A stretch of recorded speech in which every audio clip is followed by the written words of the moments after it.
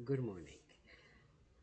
Today's shiur is on Elul Tishre, part 4.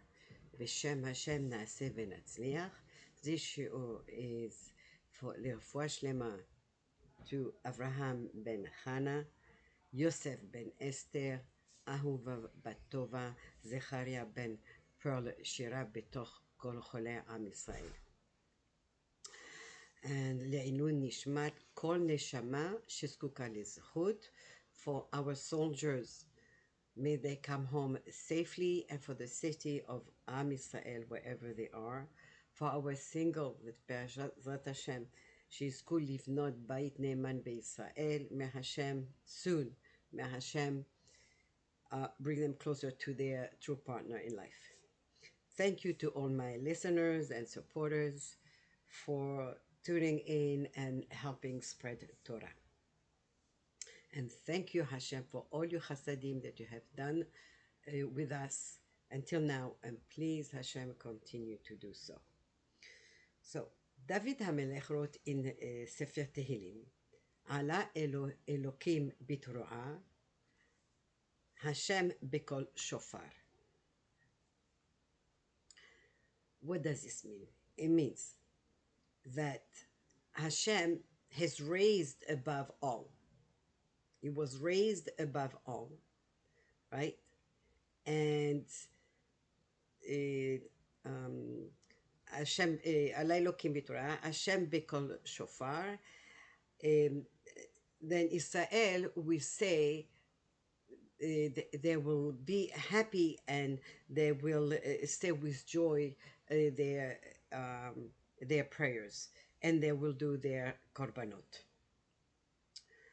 So by blowing the shofar, Hashem has been raised above all other avodah zarah and anything else that anyone else believes in. And with the sound of the shofar, we are happy that we are able to bring korbanot. In this pasuk, David is using two different names of Hashem.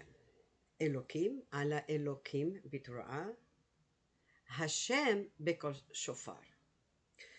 These two names actually are names that describe to us the traits of HaKadosh Baruch Hu. Elokim is a trait of midat hadin, judgment, strictness, and the name of Hashem is the name of midat harahamim, which is havaya. These two names really contradict each other. One is rahamim and one is strict judgment, right? So how could David HaMelech put them together in one pasuk? How do we reconcile those two? So the Midrash Rabbah explains that when Rosh Hashanah comes, Hashem sits in his judgment throne. Obviously, Hashem doesn't have a throne. Hashem doesn't have a body that he sits. But it's just a human term for us to understand how things work. And he sits on his throne of judgment, Kisei Din, and he's ready to judge the world according to justice. Everything has to be done according to justice. Midat Hadin. But as the pasuk says, Allah Elokim bitru'ah. So let's understand. Now I would like to explain to you the perek, the whole perek. Okay. This is a perek that we say 7 times. We repeat it one after another, 7 times on Rosh Hashanah before we blow the shofar. The name Elokim is mentioned 7 times on Rosh Hashanah. We crown Hashem as the Melech HaOlam, the King of the world. So the obvious question is, why do we mention Elokim 7 times? If Elokim means judgment, strictness, justice, then why do we say Elohim 7 times? So Chachamim explain that by repeating Elohim 7 times, each time we make the judgment sweeter. There is less justice, strictness, and more rahamim. So how is that? Sweeter how? So Zera Shimshon explains the word shofar. And he says, according to the Zohar, he says like this. If we take the word shofar and we split it into syllables, it's 2 syllables. Shofar, right? So according to the Kabbalah, there are 280 harsh, strict judgment. That's par, the gematria of par. If we take the letter P, which is 80, and the letter Resh, which is 200, comes to 280. It's par. Our job is to reverse the harsh judgment into a sweet one, into a good one, full of rahamim. How do we do that? What is the sweetest food, natural food? Dvash, honey.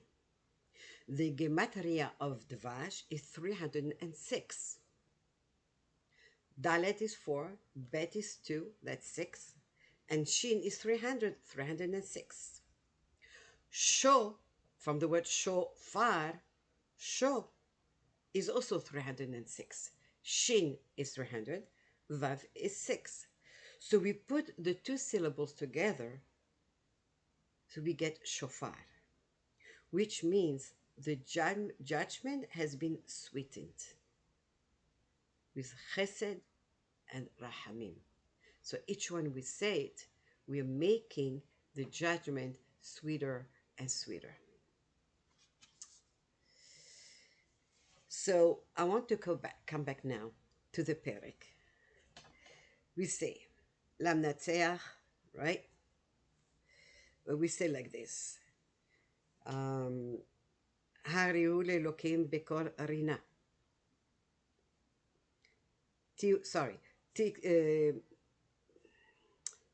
Kol ha'amim tiku chaf. We praise Hashem and we sing to Hashem. The goyim will join hands, tiku chaf, right? They will join their hands to clap, right? To sound and join their hand to the sound of the shofar. Hareru Elokim bekorina, for Hashem, right? With great happiness. Ki Hashem Elyon, because Hashem is all supreme, is above all. Nora Melech Gadol al kol haaretz, the great king over the world. Awesome. Yedaber amim tachtenu, we will rule over the nation, tachtenu, and the nation will be under us. Yifhar lanu et nahalatenu, Hashem will return us to the land and give us our Yerusha, which is our inheritance, the land. Eretz Yisrael. Et Geon Yaakov asher ahev, the glory of Yaakov that Hashem loved, which is the Bet HaMikdash. Allah Elohim bitru'ah, Hashem b'kol shofar. Then all the goyim will say, and they will sing to Hashem, Zameru Elokim Zameru, sing to Hashem. They will recognize Hashem. Hashem will be recognized. Why? Because until now, only the Jewish people have recognized Hashem. We know He's Melech Malchei HaMelachim. He's the King of all kings. He's the one who makes everything happen. He's the ruler of the world. He's the boss of the world. He does everything that goes on into the world. Nothing happens without Hashem's wanting it. So, but when Mashiach will come, that's when they're going to recognize Hashem, the King of the world. כי מלך כל הארץ, כל הארץ אלוקים, because Hashem then is going to be the king all over the world, recognized. He is already, but he's not recognized by all. But when Mashiach will come, then Hashem is going to be recognized by all. Zameru maskil, sing a song that is composed with wisdom, maskil, with seche, with wisdom. Malach Elokim al goyim, Hashem rules over all the nations. Yashav al kiseh kocho, and he sits on his throne. Tzadikei umot olam, the martyrs of the world, nedivim, the martyrs of the world, those who really gave up a lot, from among the nations, the tzadikei olam umot haolam, they will gathered, right, in the time of Mashiach. They have gathered already, and they follow in the ways of Abraham. Just like Abraham was ready to give up his life for Hashem, right? He was thrown into the fire, and he wasn't afraid to die for Hashem. And there are goyim who do recognize Hashem. And unfortunately, it's not too many, but there are goyim who recognize Hashem. Ki lelokim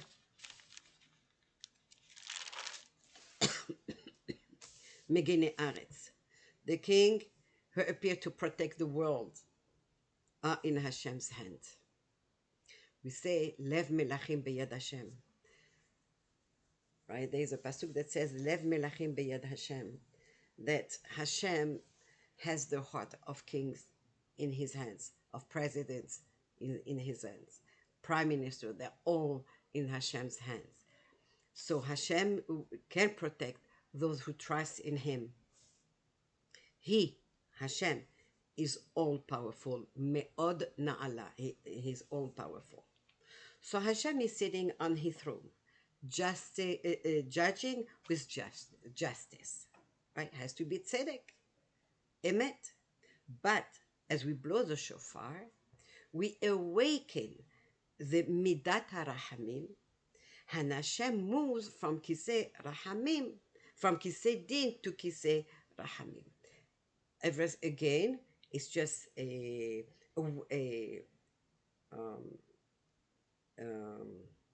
it's just a human figure of speech, since Hashem does not really have a body, it doesn't really have a chair, it doesn't really move. It's just for us to understand better that Hashem changes from the din, from strictness, from harsh din to kiseh rahamim, to putting rahamim into mercy, into his judgment.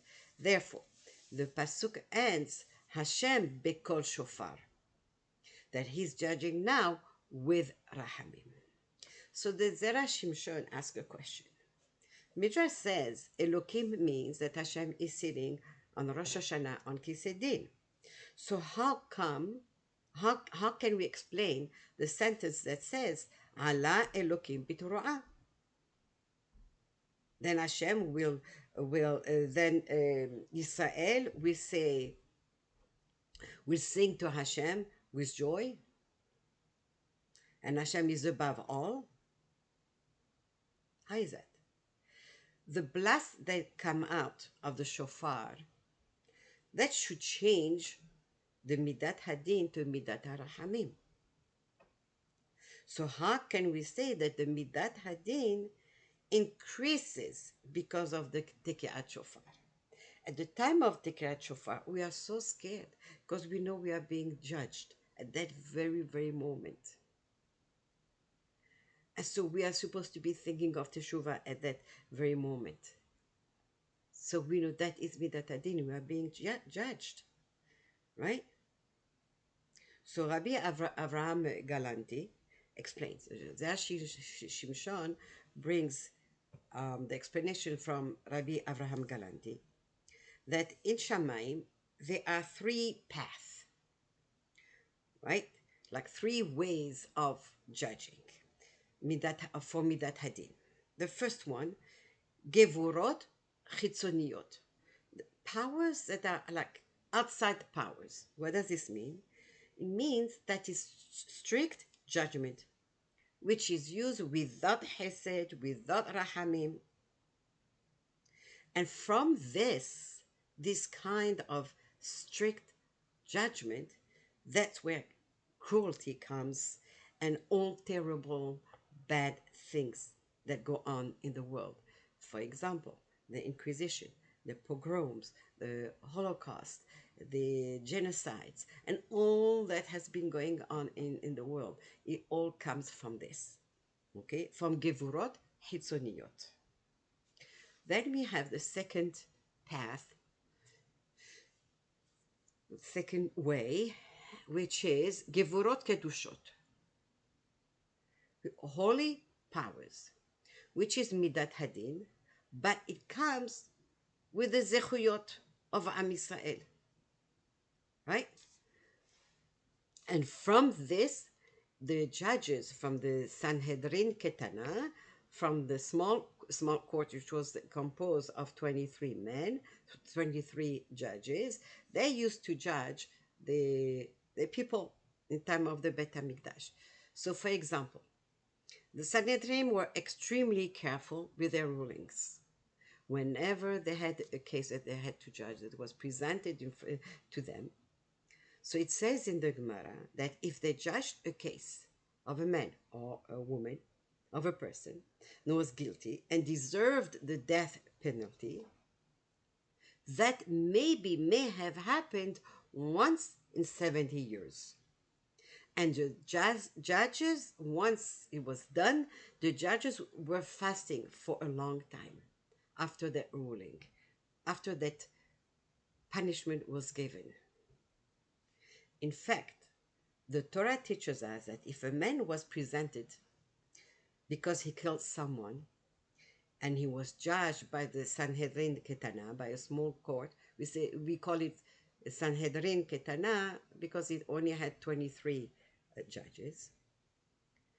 If all 23 judges came to the same conclusion that this man deserved to die, he was to go free. Free? But he killed. How can he be free? Right? So the answer is this. Since none of the shoftim, of the judges, found a benefit of a doubt anywhere in all the evidence that was presented to them, the Torah says, "V'shaftu ha'eda, v'hetzilu ha'eda." They judged, but they also saved. It means it cannot be that 23 judges and none of them are not finding a doubt anywhere. Nothing.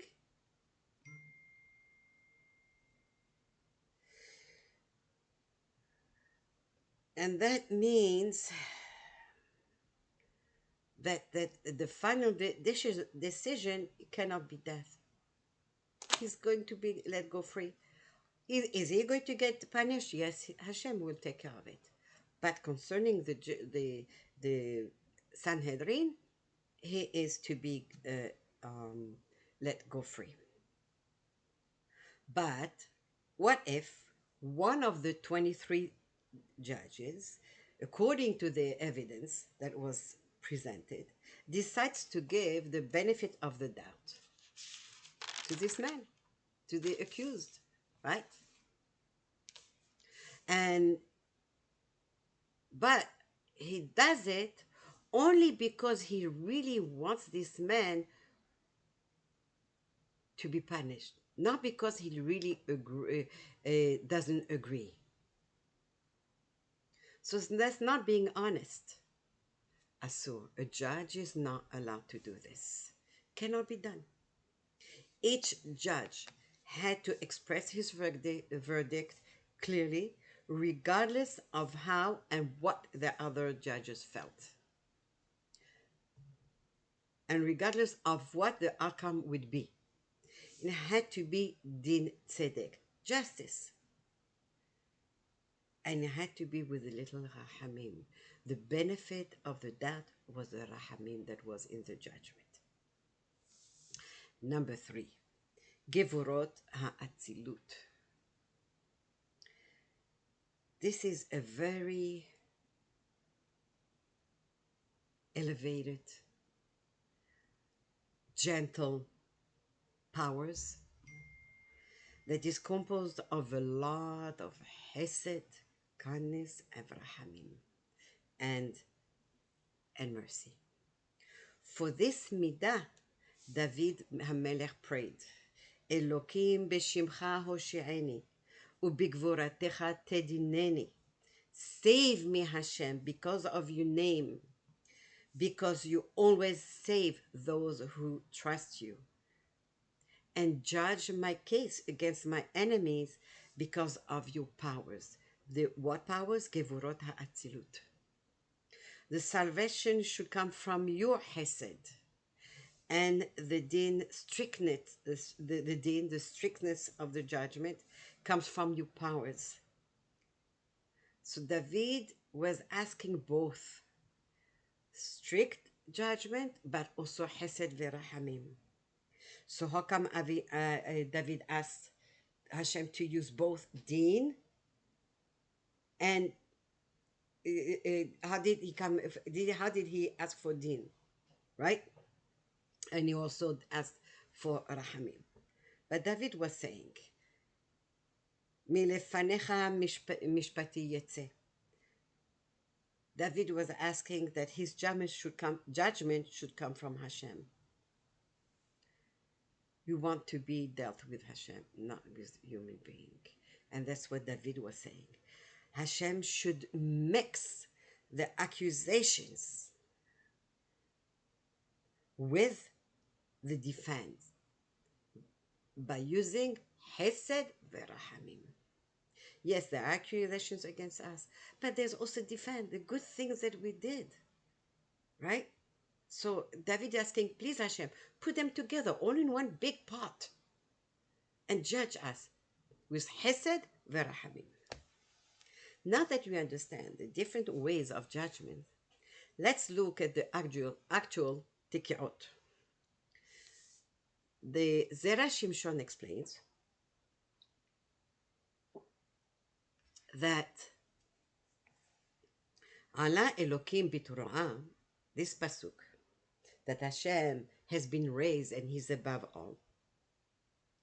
If the tikiot are not done with proper intention, so we can be judged with gevurot atzilot, which is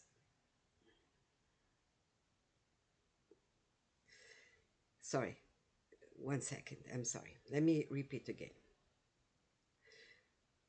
The Zera Shimshon says that if the tekiot are not done properly with a proper intention, right? Why do we need that? We need that for the Gevurot Atzilot. So it should be din, justice, but mixed with rahamim, mercy, and hesed, and kindness. So we need to understand that each mitzvah that has two components. Hamachshava, the thought that we put in our, it means the intention. And number 2, the maaseh, the actual deed, the actual action of the mitzvah. Both must be present when fulfilling a mitzvah. We cannot do a mitzvah without thinking, just doing it. No. We must have the intent. Like for example, I'm putting tzedakah. Say, Hashem, putting tzedakah because you told us to. It's a mitzvah. You told us to do the tzedakah. And then we put the money in the tzedakah. Right? So if the tekiot are not done with proper thought, then we are judged without Hesed and without Rahamim. We are judged how? Begevurot Hitzoniyot, with just strict judgment. So therefore, we mention in the Pasuk, Elokim, which points to the Midat Hadin. Judges are, judges are called Elokim because the they judge between people. They do Hashem's work on earth. So when the Baal Tokea, when the the the Baal Tokea, the one who blows the shofar, who sounds the shofar, when he blows the kolot, the sounds of the shofar, and they are blown with proper kavanah, with the proper intention, they will reach the midat hadin shel ha'atzilut, gevurot atzilut, the judgment with hesed verahamim. Then we have the zechut, the merit of Hashem moving from kisei din to kisei rahamim. That's the reason that usually a shul, a bet knesset, we try to have someone who is knowledgeable and has learned all the halachot of Tekiat Shofar. Now, the kolot HaShofar, the sounds of the shofar, they're different from, each one is different. Each one is for something else. So Tekiah, which is one long blow, is for Rahamim. So we are praying that the Midat Rahamim should be used non-stop, one long blow.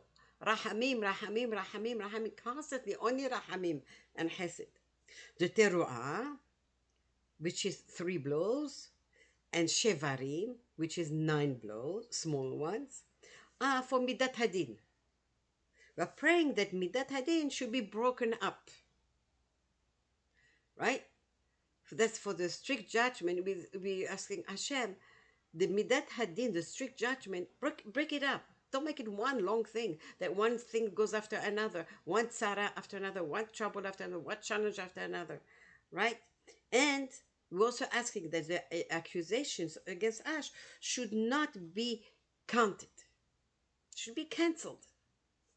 The Ben Ish Chai says that the Tekiah represent days of simcha, one long blows. These are the days of simcha, of happiness. We feel good, we feel happy, we have nahat, we feel so good about this. Shevarim and teruah, the broken ones, these represent the day of yisurim, of challenges, of troubles. So when we blow Tekiah, the long one, we are asking to have days of simcha without break, non-stop. Simcha, and the next day simcha, and the next day simcha, and on and on.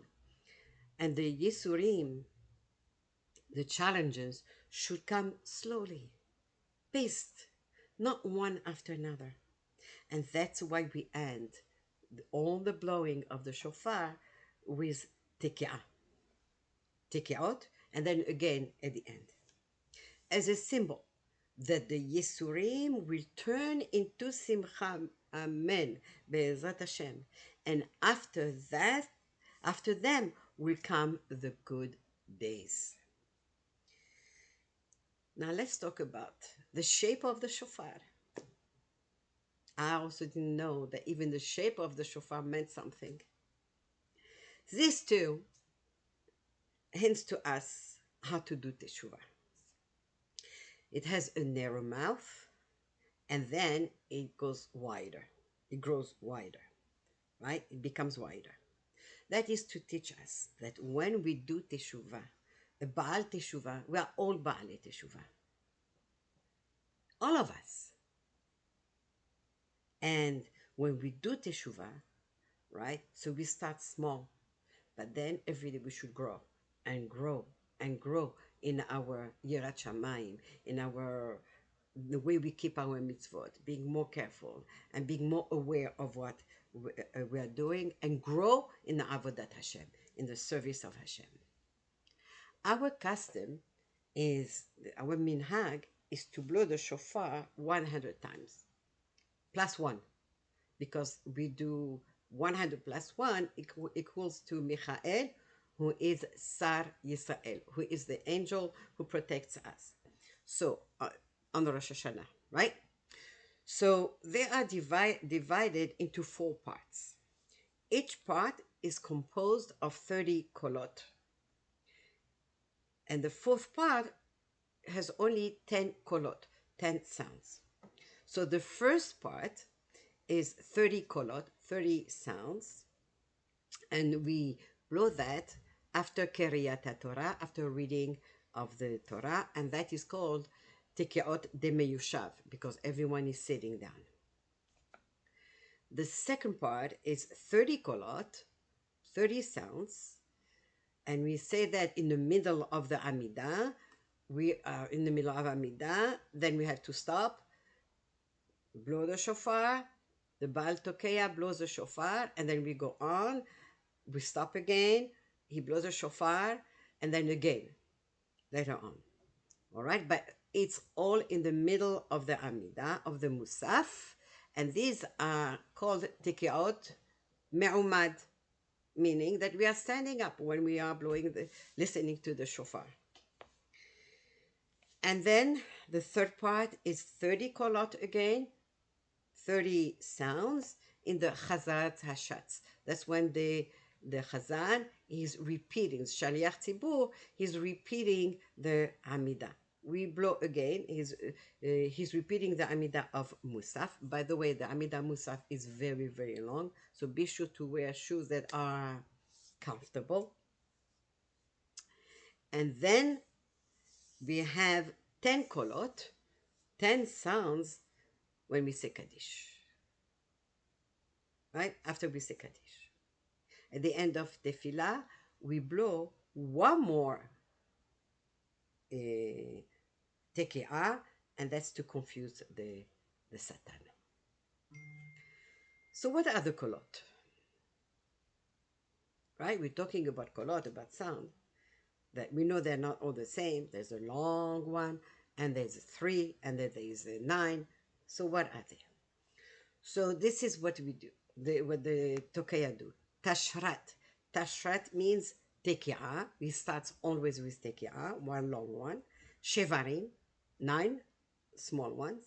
Teruah, 3 short ones. And again, Tekiah to end. So we always start with Tekiah, and we always end with Tekiah. Tashat is Tekiah, long one, Shevarim, 9 short ones, and Tekiah again. And then Tarat, Tekiah, Teruah, Tekiah, one long one, Teruah, 3 short ones, and Tekiah again, one long one. So the Arizal, Zichrono Livracha, in his Sefer Sha'ar HaKavanot, explains 30 kolot, 30 sounds, Tekiot de Meyushav, that we are sitting, the first ones that we are sitting down, these are to be forgiven the sins of Avodah Zarah. In our days, we don't do Avodah Zarah, but Chachamim explained to us, for example, people who all they want is just money. They don't care how. If it's being honest or not, or if they're breaking rules of business, or if they're opening Shabbat or not. All this becomes like Avodah Zarah, because this is all that what person is believes in and he trusts. It's his money, right? And there are other things also that Chachamim warn us and tell us, yeah, we don't do Avodah Zarah like they used to do with idols and all kinds of things, but this has become the modern Avodah Zarah. The next 30 kolot in the Amidah of the Musaf, that is for Gilui Arayot, to forgive the forbidden relationships. The next 30 kolot is in the Hazarat Hashas, when the Hazan repeats the Amidah of Musaf, that is against Shefichud Damim, murder. We may not murder, but we also learned that someone who shames someone else is like murdering that person. And there are also other ways that can be considered like murder. Then we have 10 kolot, right, that we say by the Kaddish, and that is against the Lashon Hara. Unfortunately, to forgive us at Lashon Hara. So as we blow the shofar, we blow 10 times Tashrat, which is equal to 360